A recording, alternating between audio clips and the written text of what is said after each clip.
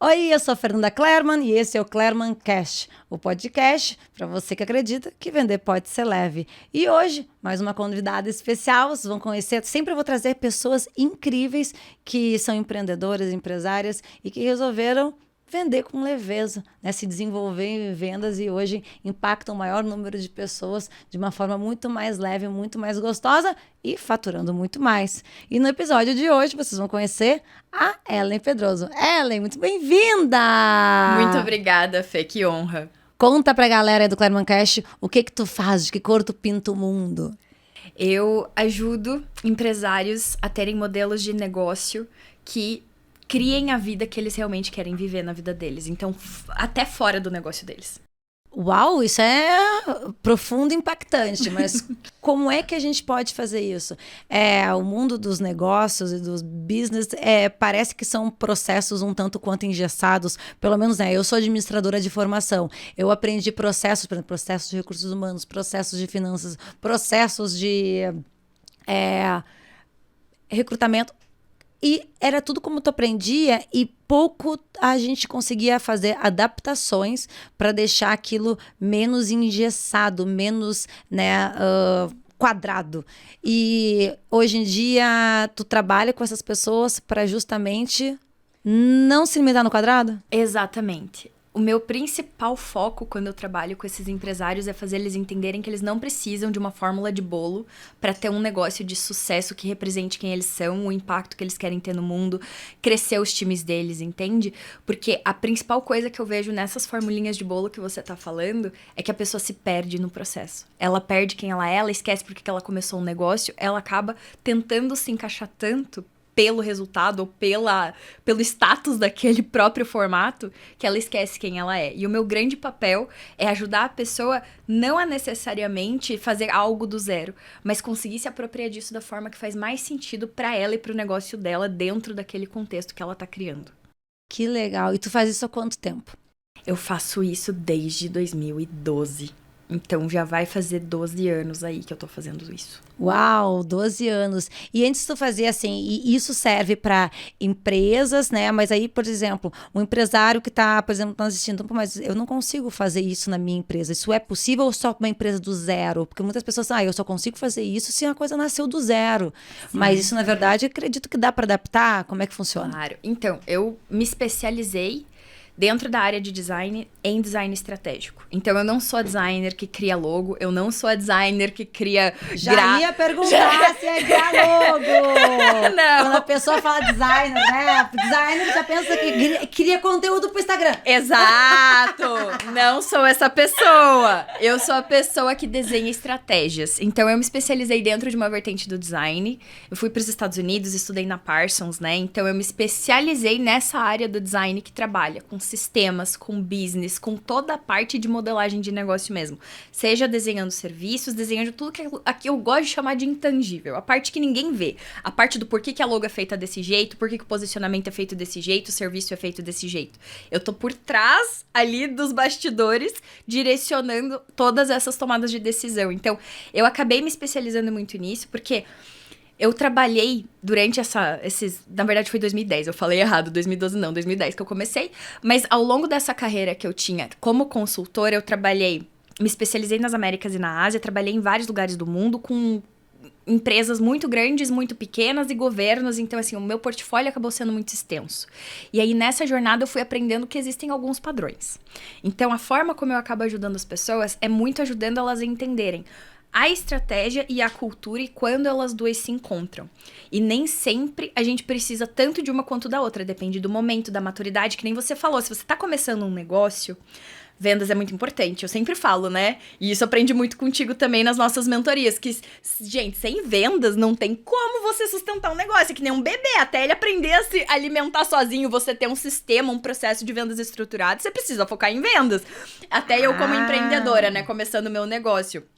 Porque como consultora eu não tinha que vender, né? Eu cuidava dos clientes, eu fazia os projetos, eu tinha time. Tive time de mais de 300 pessoas. Mas quando foi pra eu vender, eu falei assim, e aí, como é que faz aqui? Aí foi que eu fui atrás de ti, porque eu falei, eu preciso saber como é que faz isso direito. Botar a mão no vespeiro de vendas. Mas deixa eu ver, uma coisa que ficou latente, pelo menos pra mim aqui, que talvez seja uma pergunta indiscreta e talvez seja um tiro no meu pé, mas quantos anos tu tem com tudo isso de experiência, pelo amor de Santo Cristo? Ó, o tiro no pé, galera.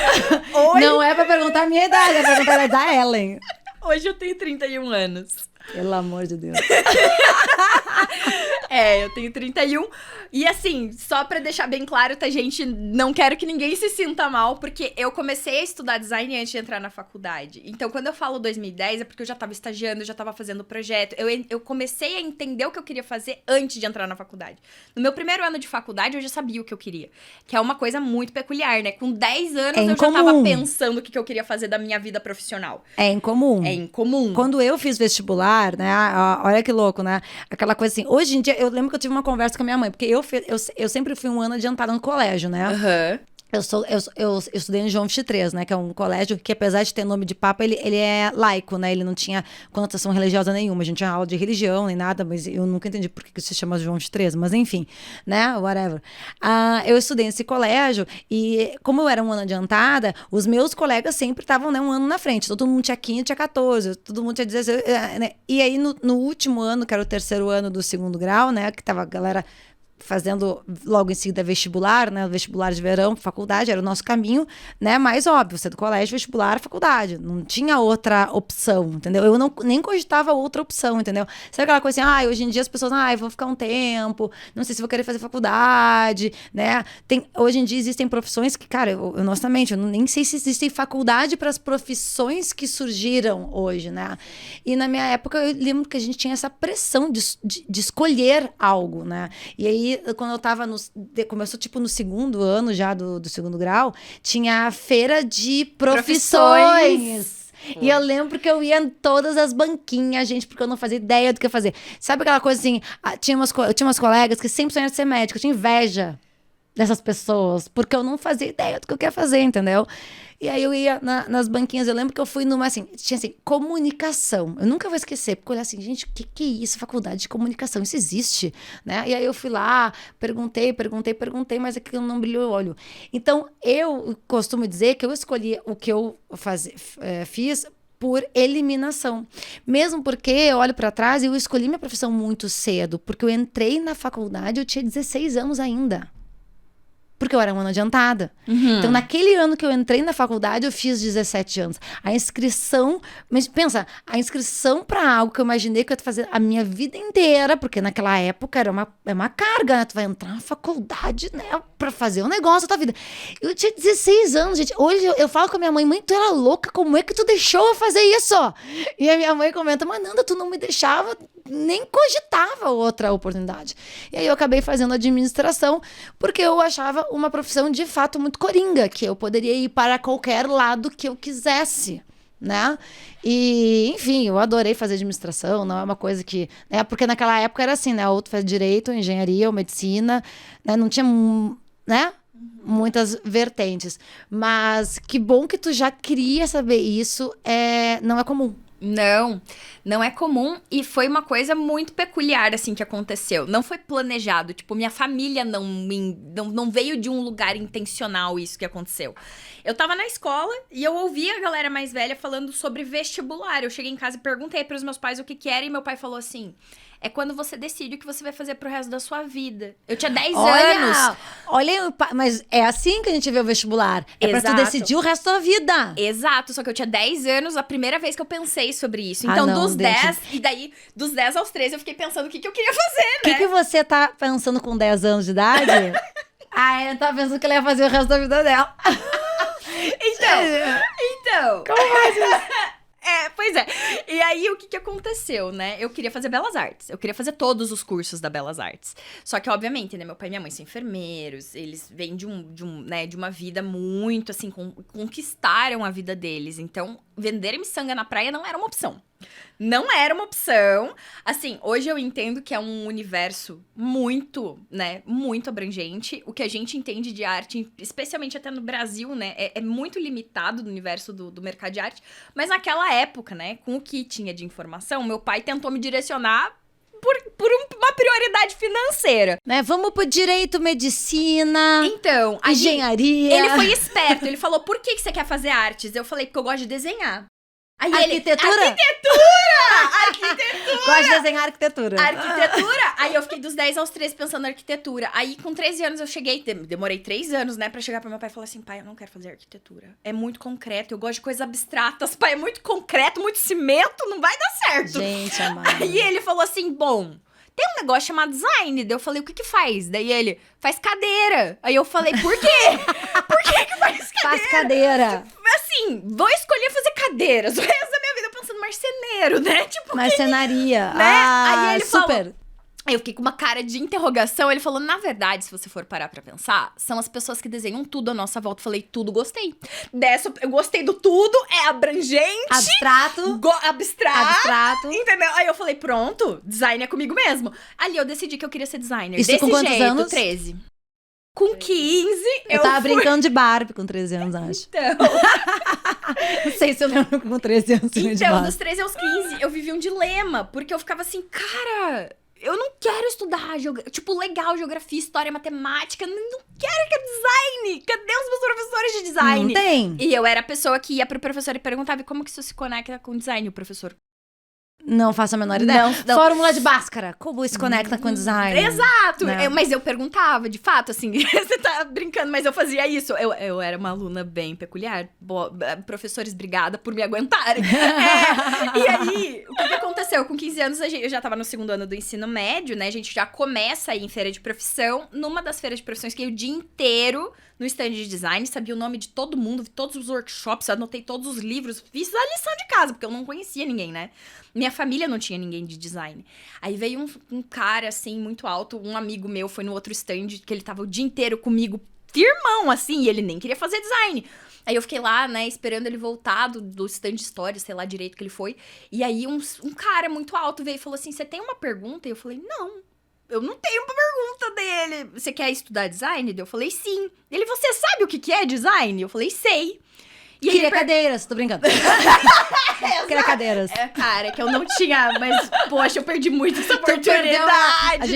A gente não pode perder a piada no Não momento, pode né? perder a piada. Ai, mas eu tô aprendendo, né? Eu tô ficando mais velha, pois. Hoje eu já faria essa piada, na época eu não ia ter essa sagacidade. Mas daí eu falei, é quando você resolve problemas com criatividade. Gostei. E aí ele falou, gostei de você, me deu o e-mail dele, falou, olha, e eu falei, comecei a desabafar, falei, olha, eu não aguento mais esses professores que não me respondem, que não me dizem o que fazer, o que leio, onde ir.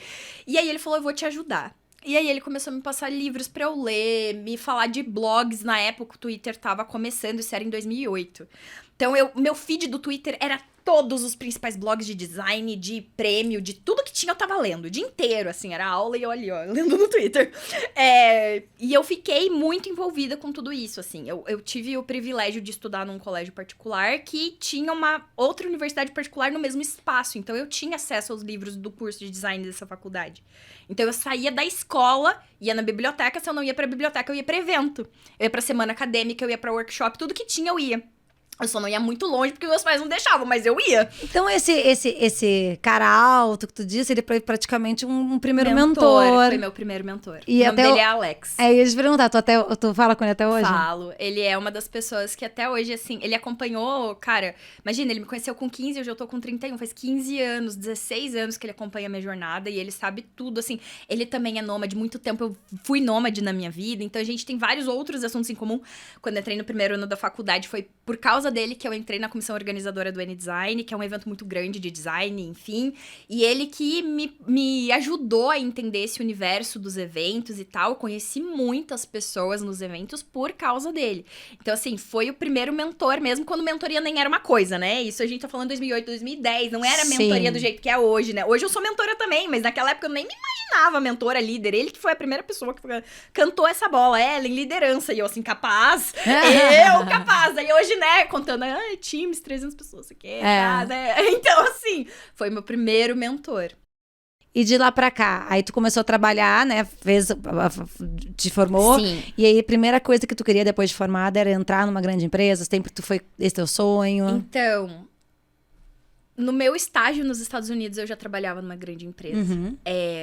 Quando eu fui lá, eu passei um ano lá pelo Ciências Sem Fronteiras, eu estudei na Parsons, né? Então, eu tive o privilégio de também ter grandes mentores nessa jornada. Meu primeiro chefe foi um grande mentor, um professor de lá também foi um grande mentor. Então, assim, eu fui encontrando nessas pessoas grandes mentores.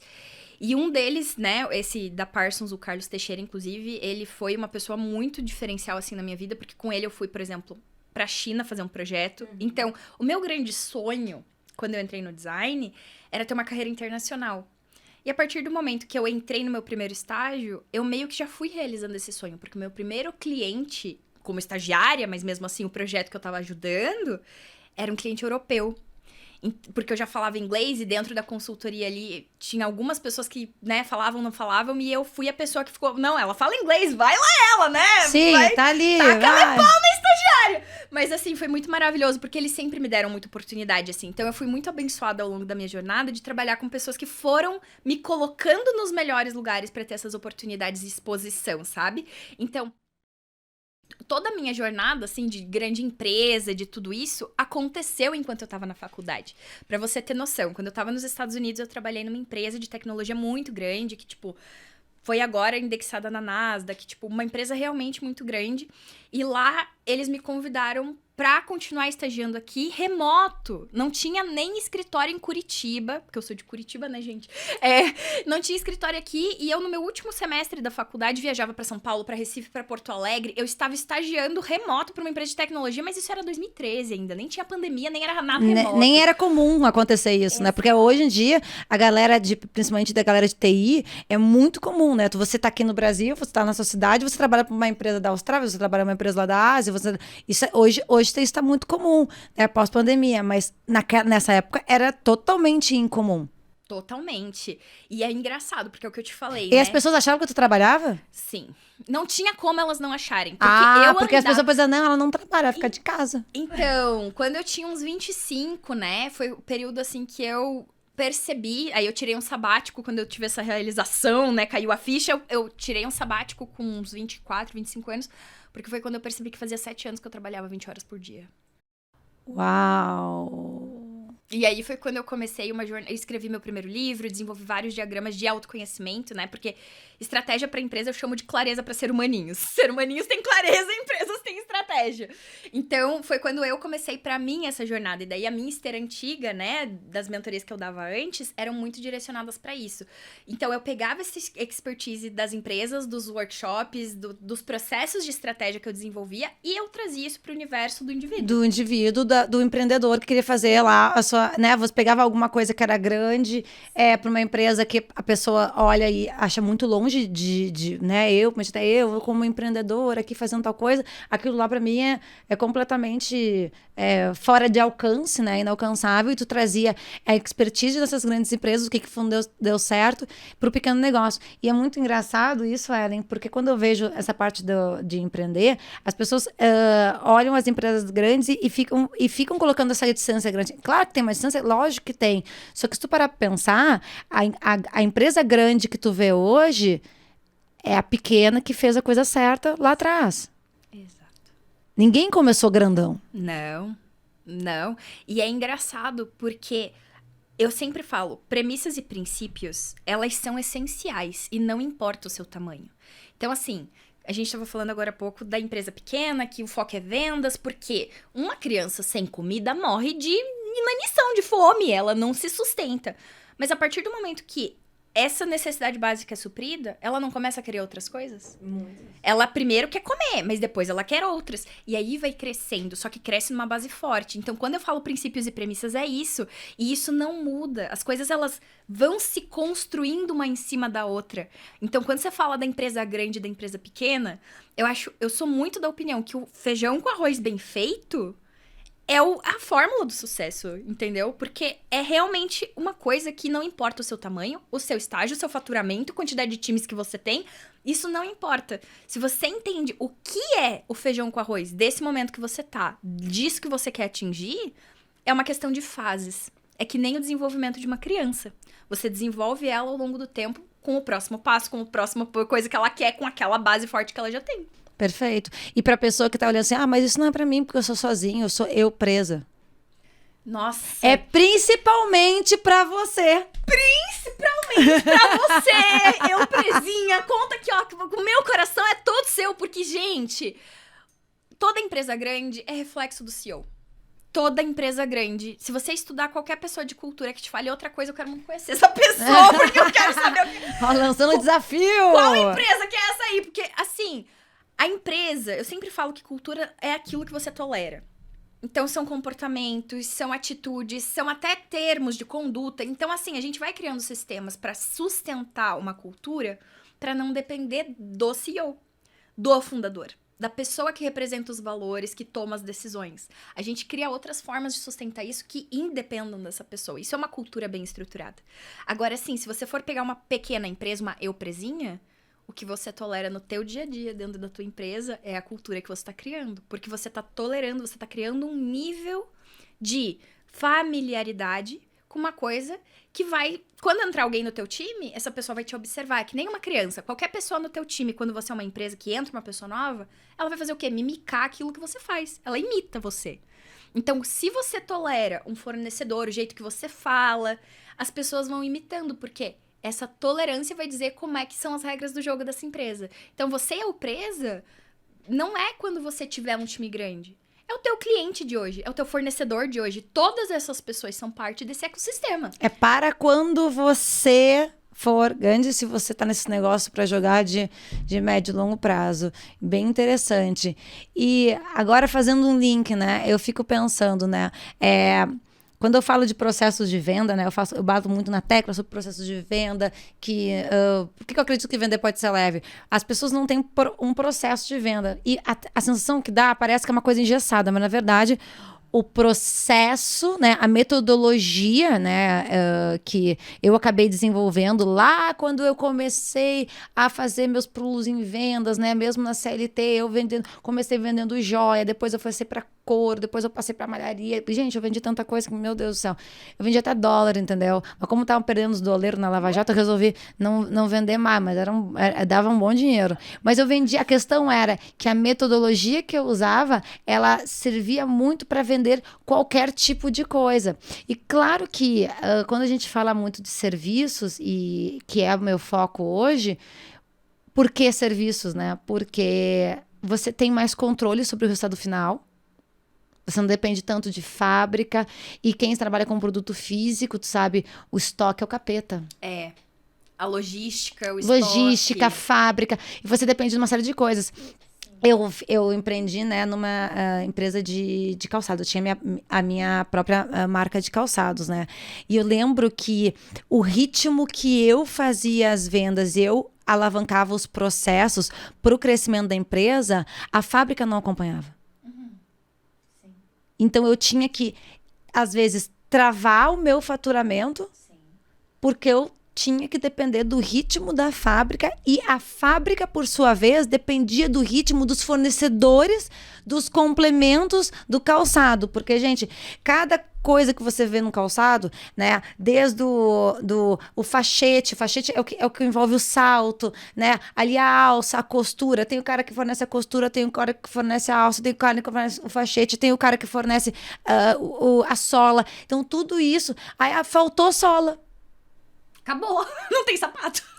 Aí eu disse, tá, mas peraí, eu quero vender, eu quero... Não, parou, né? Então eu tinha que ter movimentação de estoque muito grande, muitas coisas girando há muito tempo, e uma das coisas que a gente resolveu, que eu resolvi expandir pro Brasil, porque quando eu vendia só em Porto Alegre, só muito no Rio Grande do Sul, eu estava muito presa na sazonalidade, porque a gente tem as 4 estações muito marcadas.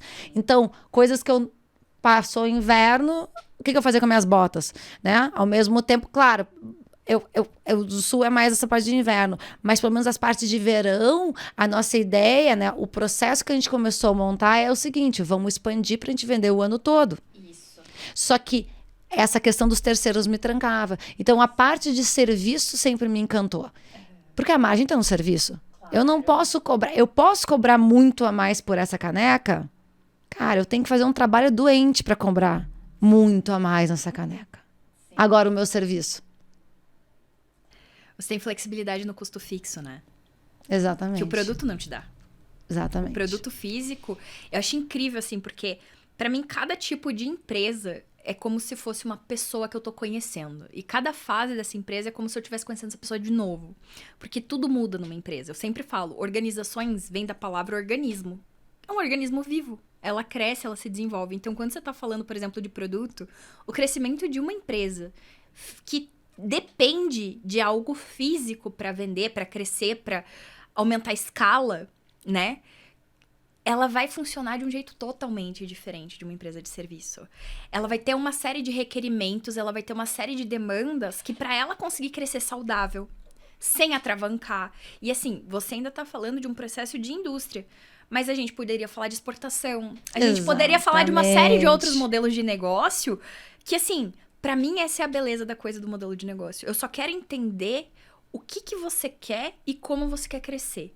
Porque daí sim a gente consegue pensar estrategicamente em como dar esses passos, entende? Se você depende do fornecedor, então vamos mapear mais fornecedores, vamos entender vamos entender o timing da indústria, vamos entender como é que essas coisas funcionam para planejar esse crescimento de uma... E óbvio, eu sempre falo, se tem uma coisa que eu aprendi trabalhando com estratégia, é que planejamento nunca acontece do jeito que você planeja. Não, se pudesse ser assim, né? Se tudo conforme nós planejamos, né? Não, a gente não tá no controle de nada, né? Sim. Engraçado tu falar isso, Ellen, que nessa minha jornada de empreender, eu me lembrei muito como eu tinha muita dificuldade, né, pelas questões que falei, né, com produto físico, que na época tava calçados, né, a questão da sazonalidade. Aí a gente, né, na minha cabeça, eu lembro que eu sentava com a minha sócia, tinha uma sócia na época, né, que era uma grande amiga minha, mas o que a gente pode fazer? Bom, se aqui tá frio e eu quero vender mais verão, vamos pro resto do Brasil, beleza, então vamos expandir o e-commerce. Aí fazia toda a função, investia num site legal, num site bacana, uma experiência boa pro cliente, tá.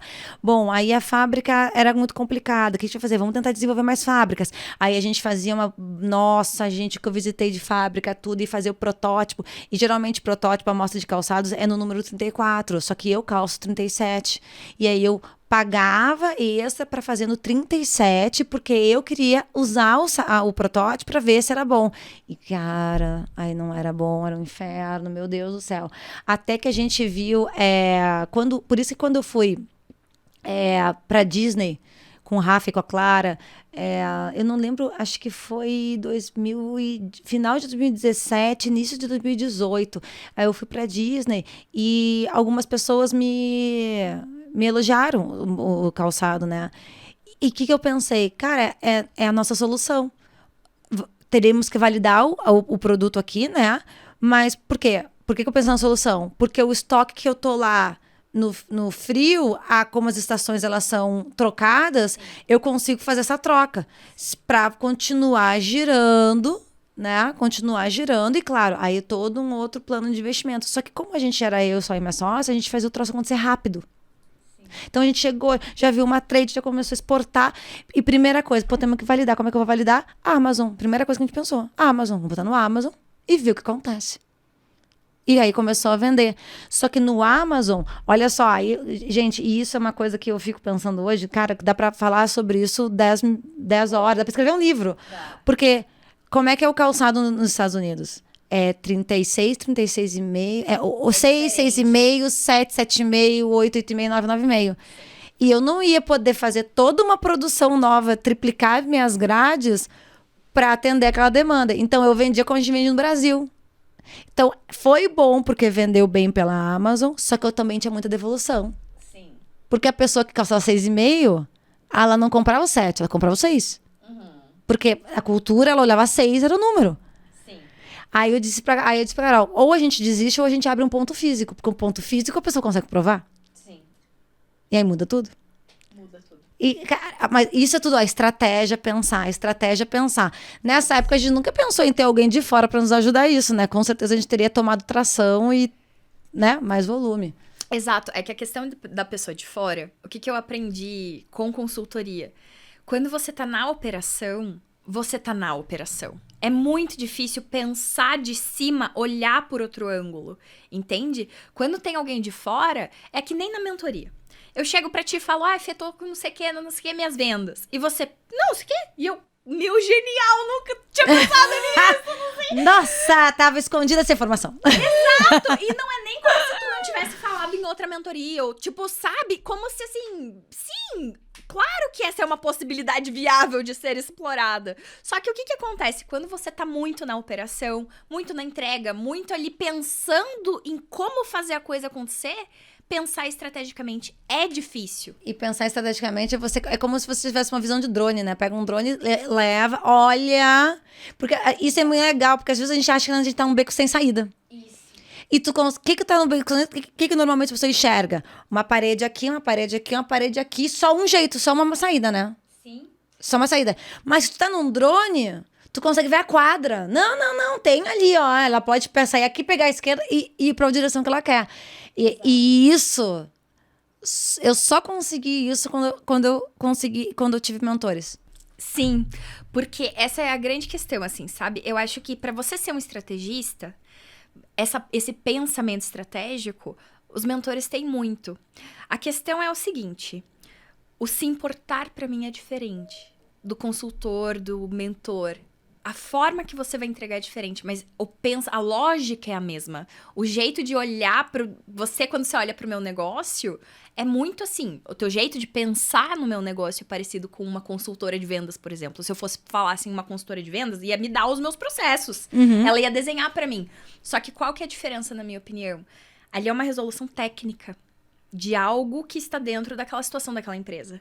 Você tá olhando pra mim como pessoa. Os melhores consultores são os que conseguem fazer isso, mas eu vou te falar, a promessa do consultor não é sempre essa, né? A promessa Sim. do consultor É você analisar os seus processos e, ó, tá aqui agora os novos processos que você tem que fazer e tem que validar. Só que ela não olha as dificuldades da pessoa que vai fazer aquilo, que às vezes é muito mais profundo do que simplesmente o negócio dela. A gente tava falando isso na mentoria de vendas de ontem, né? Sim! A gente tava falando sobre todos os outros fatores que não tem nada a ver com processos de vendas, mas que tem tudo a gente de vender, né? Isso é muito bacana que tu falou. Olha só, não tem necessariamente a ver com o processo de vendas, mas tem a ver com coisas que te travam. E se tu não tá bem, tu não consegue fazer o processo direito. Exatamente. E aí, pra mim, empreender e vender é muito parecido nesse sentido, porque pra mim foi um processo, né? Primeiro eu tive que me identificar como empreendedora, que foi um parto. Aí, contigo, o negócio de vender ficou mais fácil, mas também um parto, né? Porque não sou vendedora. Quem sou eu? Não sou vendedora? Pensava comigo. Imagina, vive de amor. Né? Amor. Vamos viver de luz. Mas assim, eu acho que esse processo até de você se identificar como empreendedor, como vendedor, é um processo muito de autoconhecimento. A gente tava falando sobre isso ontem na mentoria no sentido de assim, você tem que saber os teus pontos fortes e fracos pra conseguir entender como jogar com os fortes. Onde não trabalhar, tipo, vamos fortificar os fracos ou não vamos fortificar? Qual que é a nossa estratégia aqui? Como é que a gente vai usar isso a nosso favor, sabe? E aí eu acho que nesse sentido, a forma como o mentor traz é com esse olhar da pessoa. Porque ele entende que nem eu, né? Quando eu falo de cultura, tem uma pessoa por trás da entrega. Qualquer entrega de qualquer empresa, quem faz é uma pessoa. Muito raramente, a máquina pode estar lá, mas tem alguém controlando aquela máquina, programando aquela máquina.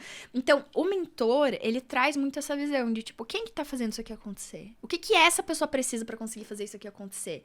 Que daí, né, consegui ao longo de muitos anos perceber que eu trazia muito isso da minha visão de liderança. Porque o melhor líder, o melhor chefe, o melhor gerente é aquele que consegue te ver como pessoa e entender o que você precisa pra entregar mais. E o mentor faz a mesma coisa. Então é dar alguns passos pra trás. Exato. É você conseguir olhar por um todo quando a pessoa não consegue ver ela mesma. Pra mim, essa é a grande diferença, sabe? E me conta, quando caiu a ficha de que tu precisava te desenvolver em vendas? Porque eu quero ser designer desde os 10 anos. Eu tava brincando de Bárbara, já sabia que mas venda, eu comecei antes dela, gente. Essa eu te passei na frente. Não. Mas assim, a gente tá num páreo bom aqui, né? Difícil, Fê. É difícil achar um páreo bom pra mim. Mas é por isso que a gente se ama tanto. Vamos lá. Vendas, foca, Ellen.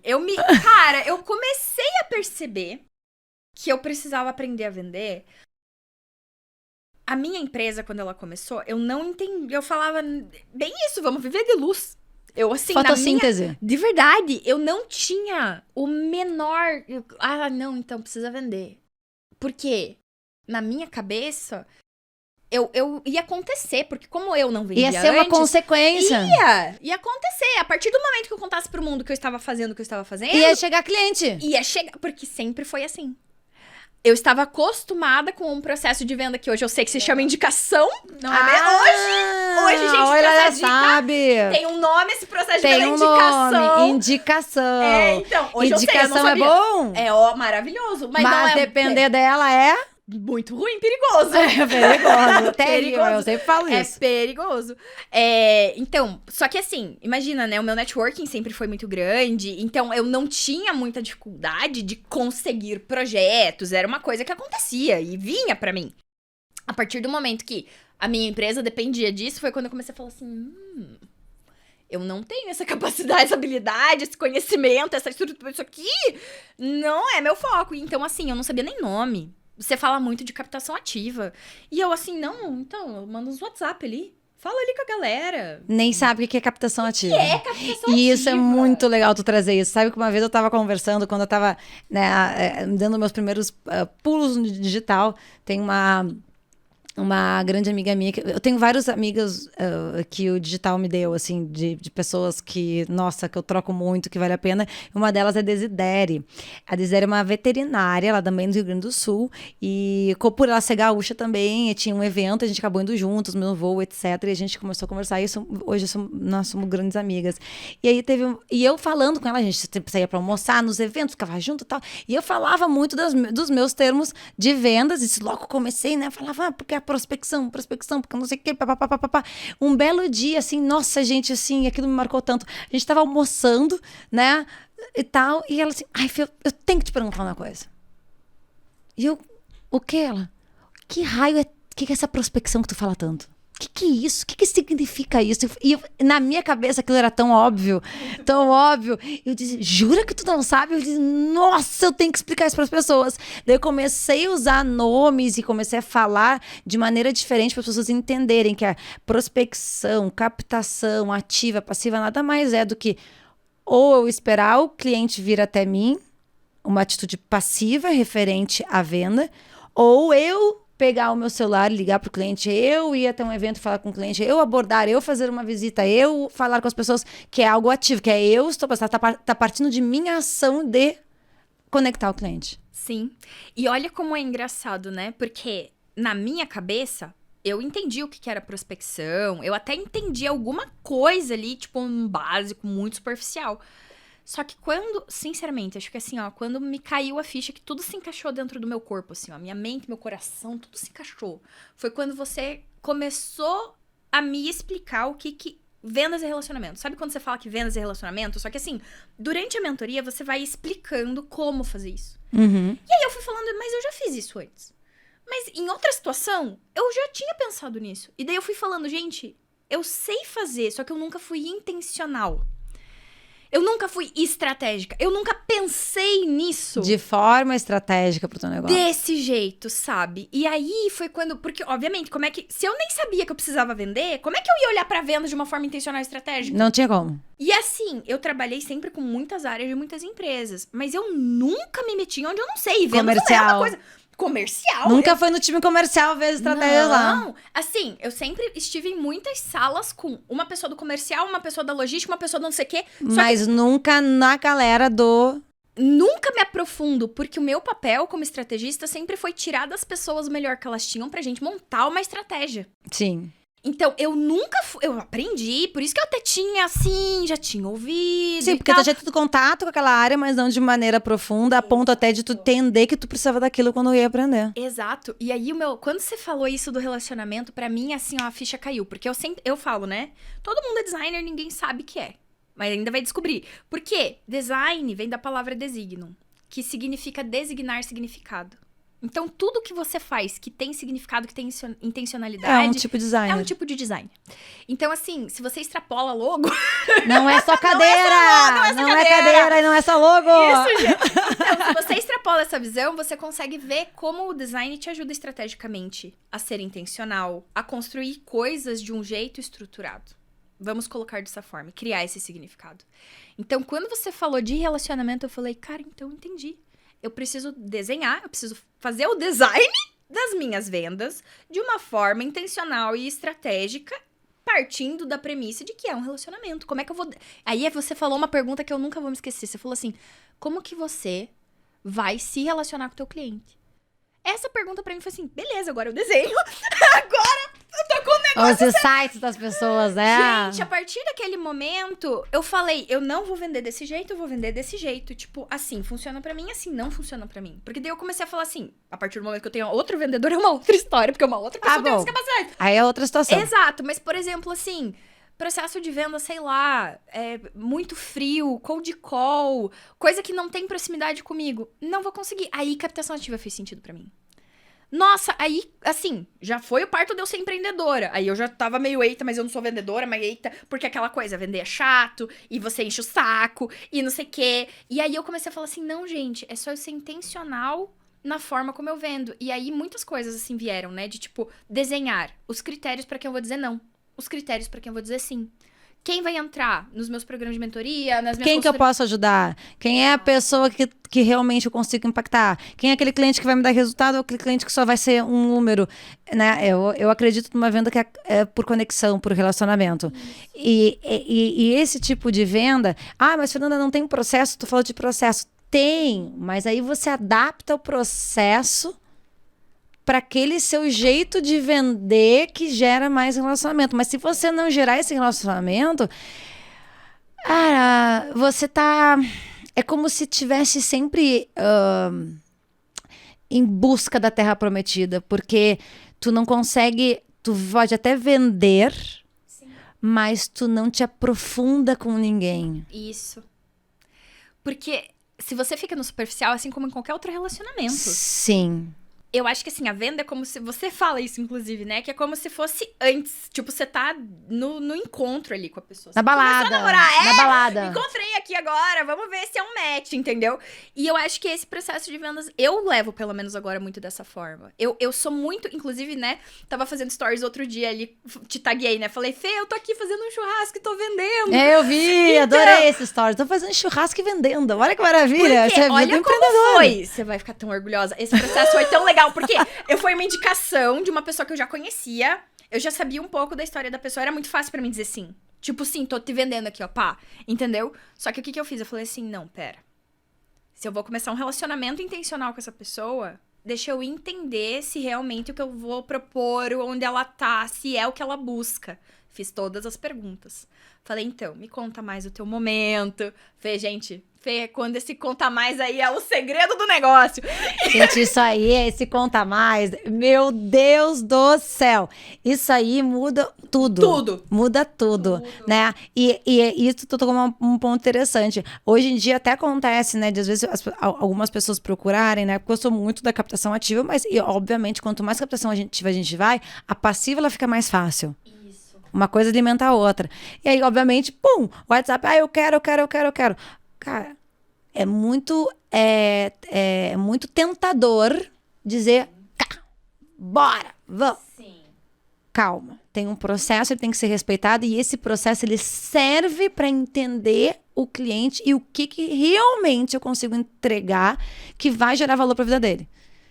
Porque eu sei que se eu fizer isso, o nível de relacionamento vai ser mais profundo e ele vai continuar comigo por mais tempo. Então, você tem que olhar para a venda não naquele momento, mas a venda tu vai olhar lá para frente. E aí, tu pedindo para a pessoa te contar mais e você fazer os seus processos e ter bons processos de venda que te ajudam, né? Dão essa cancha de selecionar bem o teu cliente, peneirar ele, entender né, qual é o melhor serviço, né? Ter uma boa esteira de serviços, né, baseada no que o teu cliente quer, aí eu mudo o jogo. Porque mesmo que você não feche aquela venda agora, mesmo que você diga não, uma que você pode dizer não pro cliente, e isso é muito poderoso. E hoje em dia é muito disruptivo falar sobre isso, porque é muito raro alguém dizer não para um cliente, né? Mas, por exemplo, no meu mercado de mentoria, eu falo muito não para cliente. E por que eu falo não para cliente? Não é porque eu não gostei dele, nem nada, porque eu olho e eu vejo que eu não, naquele momento que ele tá, eu não consigo ajudá-lo. Exato. E aí, quando isso acontece, ele não fica bravo comigo. Acontece o efeito justamente oposto. Ele percebe que eu estava muito mais preocupada no bem-estar dele do que eu vender. Exato. E quando isso acontece, o teu jogo, a tua percepção de valor, ela muda para a audiência. E se você consegue fazer isso com tração, o que é com tração? É tu botar velocidade, é tu falar com muitas pessoas, te relacionar com bastante gente. E existe o movimento de uma pessoa falar para outra, a gente sabe disso. Isso a médio e longo prazo, ainda mais no digital, Se multiplica. se multiplica. É o que tu fala de plantar, né? O Isso é uma plantar. coisa que tu fala muito, que eu também gosto, assim, de tipo, tá plantando. Pode não colher agora, mas tu tá plantando. E eu acho que isso é uma coisa que também, quando tu trouxe, assim, eu falei, cara, é verdade. Por quê? Eu sou a pessoa dos relacionamentos pessoais que eu falo com as pessoas. Eu tenho um relacionamento estável, mas eu falo pouco, parcelado, né? Porque como eu viajava muito, eu não tava sempre aqui, eu não tava, né? Então eu sempre falava, sei lá, uma vez por ano, com várias pessoas em lugares diferentes. É o suficiente? Então, e aí assim, o que você trouxe que foi quando eu comecei a fazer essas analogias na minha cabeça? Eu falava, gente, mas e se eu pudesse de fato estar ali com a pessoa o tempo inteiro? Eu não faria uma vez por ano, eu faria mais, entendeu? Exatamente. E é o que eu sempre fazia, eu sempre ficava, como você tá? E não sei o que é o processo de venda. Quando eu achava que venda era só o ato de pagamento, que eu acho que muitas pessoas pensam dessa forma. É o ato só dali, é tanto e tá aqui o dinheiro. Exato, e não é. Venda não é só o pagamento. Venda é o antes, o depois, a entrega, pós-entrega, é todo o tempo relacionamento. todo. É o tempo todo. Exato. Quando tu começou a trazer essas perspectivas pra mim, aí eu falo que assim, você despertou a vendedora que eu nem sabia que existia, né? Porque aí eu vi um cliente que eu sabia que eu podia ajudar, mas às vezes o meu serviço do jeito que tava ali na minha esteira, porque também, né, eu sou maior presa, eu tô começando, mentira, vai, eu tenho um time, mas é bem pequeno, e eu tô começando, então o que você já me ajudou a fazer? Eu falava assim, pera, deixa eu pensar, tenho capacidade interna de entregar, tipo, eu não tenho uma indústria, mas vamos lá, eu consigo entregar, deixa eu fazer uns ajustes, mas eu acho que um pouco desse aqui, um pouco daquele ali, eu consigo fazer uma oferta, que daí eu também já não sabia ofertar, agora eu já sei, né? Desenhei, eu aprendi a improvisar a oferta, Fernanda, foi a coisa mais libertadora que você me empoderou na vida. Porque eu entendo a necessidade do cliente, às vezes, ao invés de eu falar assim, não, vou fazer uma consultoria, eu falo, cara, eu vou fazer uma sessão estratégica. Tu muda o nome, adapta. Uma oferta é isso, gente. É a embalagem que você vai dar pro presente, entendeu? Exato! E é aquela coisa de não depender de, não, eu vou vender com esse script, desse Eu jeito. só posso vender desse jeito. Que é desse jeito que funciona, né? Eu posso embalar essa caneca com um jornal velho, ou eu posso embalar ela com um pacote lindo com lação vermelho. A entrega que tu vai fazer, claro que partindo do pressuposto que a entrega que eu vou fazer vai sim beneficiar o cliente. Então, se eu deixar minha oferta ainda mais poderosa, ainda mais agradável, ainda mais sedutora, né? Tem gente que fala, uma oferta sexy, sei lá o que significa uma oferta sexy. Enfim, pra mim é uma oferta boa e uma oferta poderosa, né? Uma oferta poderosa vende até coisa ruim. Então, tu imagina se a gente, né, olha, no meu ponto de vista como mentora, se os meus alunos já entregam coisas incríveis, imagina se eles ainda souberem fazer ofertas poderosas. Exato. E eu acho que a coisa da oferta, o poder pra mim, onde ela tá, que foi onde tu me desbloqueou total, assim, foi de eu entender como fazer o cliente perceber aquilo que eu consigo entregar. Porque eu não sabia fazer isso. Eu sabia explicar o que eu fazia. Explicar o que eu faço não resolve o problema do cliente. Não quer dizer que ele vai entender da forma como eu vejo. Então, quando tu começou, assim, pedaços, né? O nome dos processos, como fazer oferta e relacionamento, e essas peças foram se encaixando, de verdade, Fê, eu falo que, assim, eu descobri que existia uma vendedora dentro de mim que eu não sabia que existia. Eu achava que eu nunca, assim, eu pensei, né? No entanto que, assim, a gente começou a mentoria, eu falei, 1 ano, Fê, porque num ano ainda vamos ver mais, né? E assim, hoje, Fê, o nível de autonomia que eu sinto em conseguir me comunicar com o meu cliente muito mais do que, a oferta perfeita. Porque não existe, né? Não. Eu acho que a gente se cobra muito de a palavra do não sei o quê. Assim, mas a sensação que eu tenho é que eu sinto autonomia hoje. De poder me relacionar com o meu cliente e fazer ele entender o valor que ele precisa naquilo que eu consigo entregar. E isso, sim, pra mim se tornou, tipo, um design maravilhoso de oferta, assim. Eu adoro desenhar oferta hoje. Eu adoro pensar em como desenhar oferta. Porque quanto mais eu conheço meu cliente, mais eu consigo fazer isso por ele. E quando você traz a parte do relacionamento, pra mim isso é perfeito. Porque é como, sabe as 5 linguagens do amor? Eu acho que pra vendas, oferta é tipo uma das 5 linguagens do amor. Você aprendeu a falar essa linguagem, relacionamento muda totalmente. De você com vendas, de você com o teu cliente, das tuas vendas. Tudo e muda. aí tu começa a ficar normal, né? Hoje eu vejo, né? Apesar de eu ter grandes e boas amigas da época da faculdade, do colégio não, mas do colégio eu ainda estava tentando me entender como pessoa, acho que no colégio, não? Então eu não tenho amigas assim, né, do colégio, tenho conhecidas. Agora, da faculdade, eu tenho muitas muito boas amigas. E eu fico olhando a diferença que tem no relacionamento, no sentido de me entender. Se por um bom tempo as minhas colegas da faculdade, as minhas grandes amigas eram as pessoas que me entendiam, né, pelas coisas que a gente estava passando, né, pelos desafios que a gente estava passando, hoje em dia quem me entende muitas vezes são meus próprios clientes. É muito comum a gente, quando tem esse nível e essa relação da gente mesmo com o vender, nós ficarmos muito amigos dos nossos clientes. Isso. Mas né? Estamos aqui agora, não é mesmo? E tu ter achado essa melhor versão vendedora tua, né? Que eu acredito que todo mundo tem uma melhor versão vendedora. Quanto isso impactou no teu negócio? Eu dobrei meu faturamento. Desde que eu entrei na mentoria, eu acho que eu tinha acabado de faturar 20 ou 30, né? Ali ainda no começo do ano. Tu como mentora, né? Eu como mentora. E aí, desde então, agora eu tô com quase 80k no ano faturado.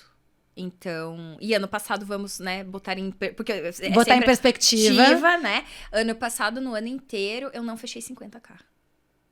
Então, esse ano, eu pretendo dobrar o faturamento do ano passado, pelo menos, né? Sim. E tá indo. Tá indo. Tá indo. Considerando que eu mudei de esteira, né? Mudei de produto, mudei de esteira, mudei mudou de público, mudou público. Mudei um monte de coisa. Né? Mudou público, fez uma adaptação e isso demora um tempo pra acontecer. Mas essa é a magia também de trabalhar com tickets mais altos, né? Tu vê lá na mentoria, né? Tu tá lá no meio que...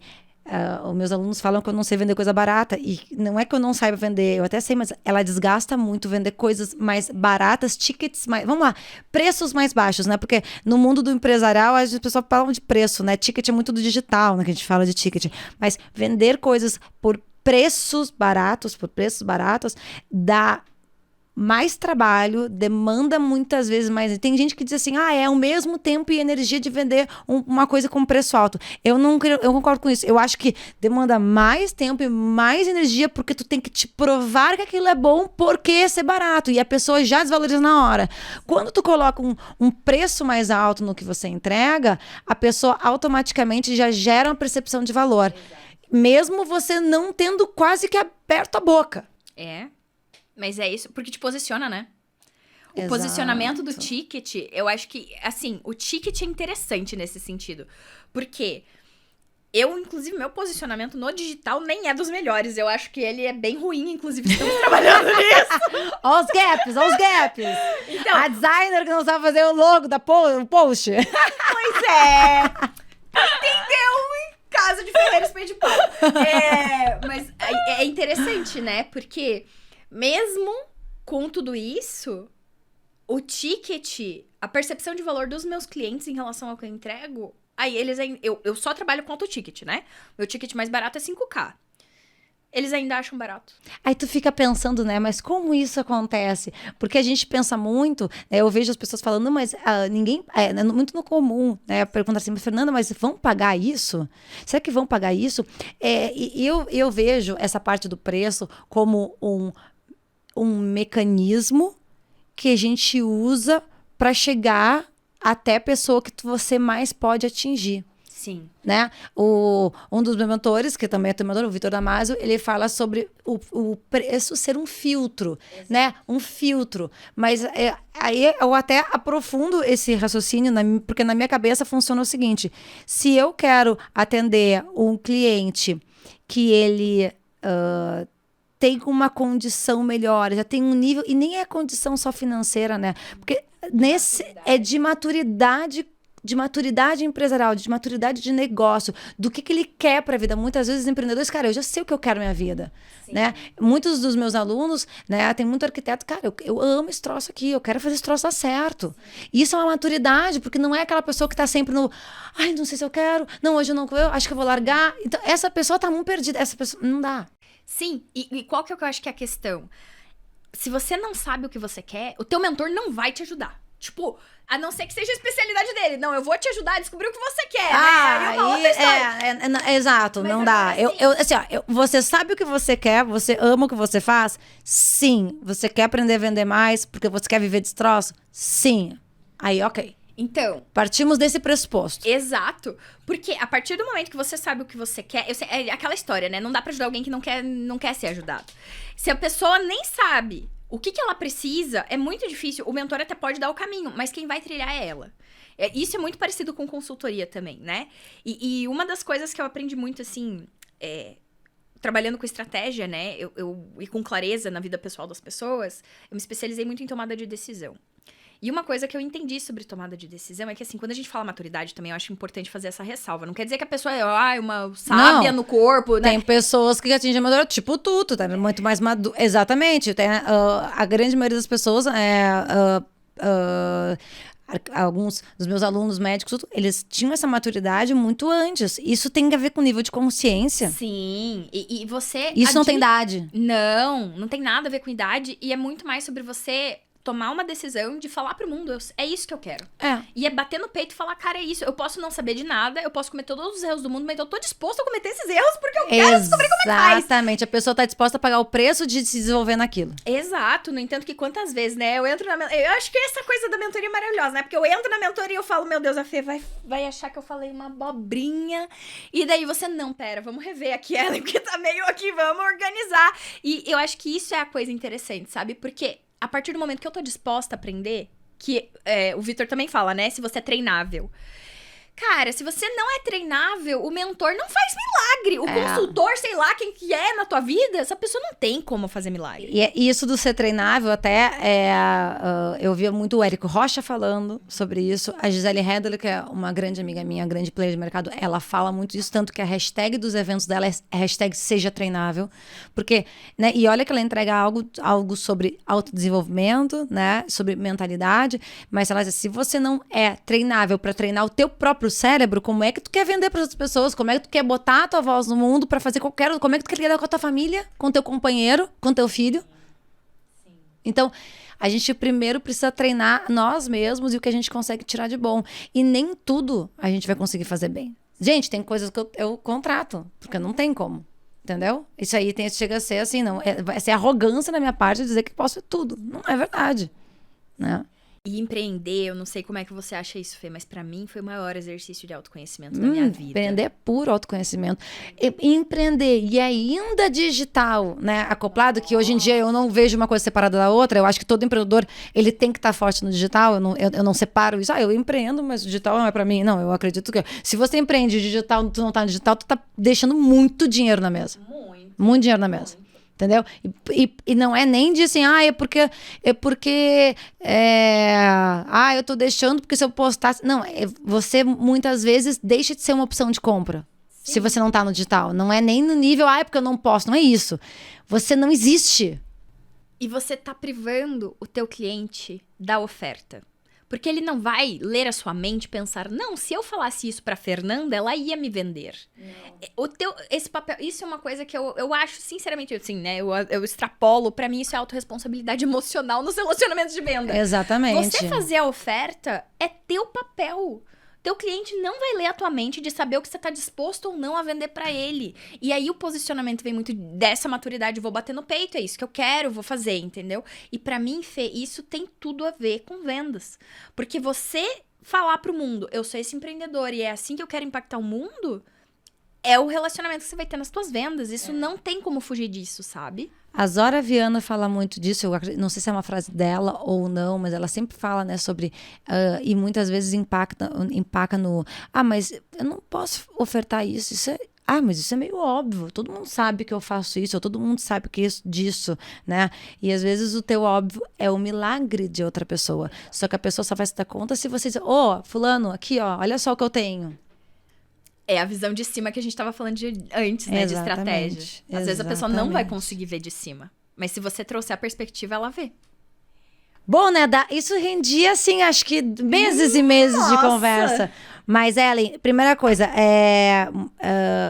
pra quem tá te escutando, pra quem tá nos escutando aqui agora, primeiro, onde essa pessoa te acha? Como ela pode entrar em contato contigo? Se é, por exemplo, alguém que quer desenhar, que achou interessante o que diz, como ela te contata, como tu expande isso? Como é que essa pessoa entra em contato contigo? Você pode entrar em contato comigo pelo Instagram, pelo LinkedIn. E se você precisar também por WhatsApp, eu estou disponível. Pix! Já deixa o Pix! Vou deixar aqui na descrição, gente. Qual é o Instagram? O Instagram é ellenpedroso.port pra quem fala português e .eng pra quem fala inglês. Maravilhoso, maravilhoso. E, alguma estratégia, vamos lá, alguma coisa, né? É muito interessante deixar aí alguma coisa de prática, né? Que alguém que tá nos escutando, poxa, posso executar isso e vai que essa pessoa tem algum resultado e te encontre depois, um tempo na rua, eu vi o Klarman Cast contigo e eu apliquei tal coisa que tu falou e olha aqui meu resultado. Cara, eu acho esse máximo, né? Porque a gente nunca sabe até onde a nossa voz vai, né? Sim. E o que você daria, assim, que você aprendeu na mentoria, que você tirou de sacada, de insight, de ideia, que você aplicou e funcionou e deu certo, bem prática, operacional pra pessoa fazer? Cara, eu acho que a coisa mais prática, mais simples e objetiva que você já me ensinou a fazer, que deu muito resultado, eu tô pensando no resultado de vocês, tá, gente? É aquilo que você falou de contatar 100 pessoas em tanto tempo. Você tinha dado uma semana, eu não me lembro agora.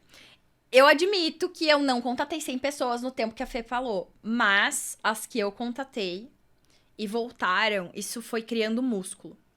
De assim, vou contar pro mundo o que eu tô fazendo, Esse exercício me deu hoje a flexibilidade que eu tenho de conseguir desenhar uma oferta, de conseguir falar, sabe? Então, assim, mandei pro pai, mandei pra todo mundo, fui contatando, falando assim, gente, então, se vocês conhecerem aquela coisa oferta, né? Se essa pessoa for você, se isso aqui te interessar, ou alguém que você conhece, você me avisa. Uhum. Altas conversas, assim, posso não ter fechado várias delas, mas o fato...